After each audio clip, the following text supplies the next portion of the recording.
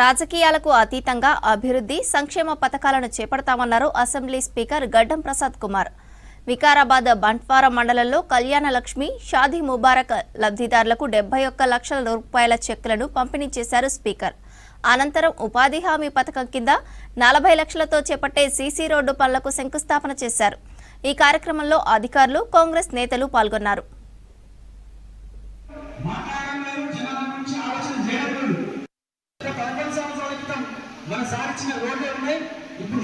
ప్రభుత్వం కేసీఆర్ ప్రభుత్వం ఈ రాష్ట్రాన్ని మొత్తం ఆర్థిక సంక్షోభంలోకి నెట్టిపోయింది. పైసలు లేకుండా చేసిపోయింది.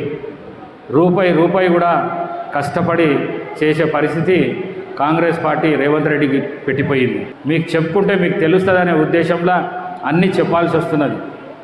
ఒక తాగుబోతూ భర్త ఇంట్లో ఉంటే సంసారం ఎట్లయితే ఖరాబ్ అవుతుందో అంతకంటే అధ్వానంగా ఈ రాష్ట్ర మాజీ ముఖ్యమంత్రి ఖరాబ్ చేసిపోయింది ఈ రాష్ట్రాన్ని. మరి ఆ ఇల్లును సరిదిద్దాలంటే చాలా కష్టమైన పని. ఆ ఇల్లును ఒకటి చేసుకుంటా సరిదిద్దుకుంటూ వస్తున్నారు. ఈ అధికారులకు ఎవరికి నెలకు జీతం వచ్చే పరిస్థితి లేకుంటే 10 ఏడాది ముందు జీతం వచ్చే పరిస్థితి లేదు.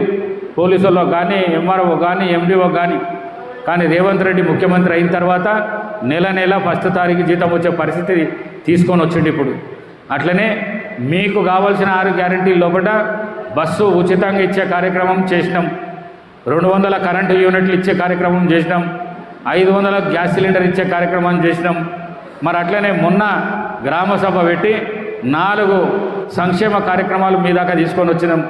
ఒకటేమో భూమి లేని నిరుపేదలకు ఎవరైతే ఉంటారో వాళ్ళకు 12,000 రూపాయలు ఏడాదికి వేయాలన్న పేపర్లు ఇచ్చినాం. అందరికి ఇస్తాం. ఇది నిరంతర ప్రక్రియ. టీఆర్ఎస్ వాళ్ళు కానీ, బీజేపీ వాళ్ళు కానీ లేనిపోని మాటలు చెప్తారు, మిమ్మల్ని రెచ్చగొడతారు. రెచ్చిపోకుండా మీకు కాంగ్రెస్ పార్టీ ఇది ఎప్పటికీ జరిగే కార్యక్రమం. ఇది రేషన్ కార్డు ఇచ్చడం కానీ, ఇండ్లు ఇవ్వడం కానీ, 12,000 ఇవ్వడం కానీ, అట్లనే రైతు భరోసా 12,000 ఇవ్వడం కానీ, ఇది ఎప్పటికీ 5 సంవత్సరాలు కాంగ్రెస్ పార్టీ ఉన్న 5 సంవత్సరాలు మీరు ఇచ్చిన అవకాశం ఏదైతున్నదో నిరంతరం ఇచ్చుకుంటూ వస్తాం.